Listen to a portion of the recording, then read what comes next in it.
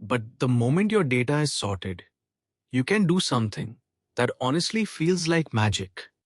Look at the middle element. Is your target bigger than it? Then throw away the entire left half in one move. Smaller? Throw away the right. In a single comparison, half of the data is simply gone. Then you repeat. Middle, discard a half. Middle, discard a half.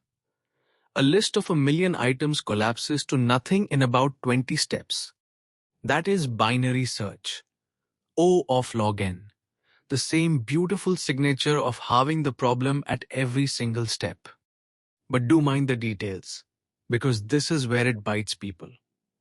The classic bug lives in the middle calculation or in your low and high pointers crossing past each other. Off by one, and you can loop forever. Sorted data is a gift, and binary search is exactly how you unwrap it.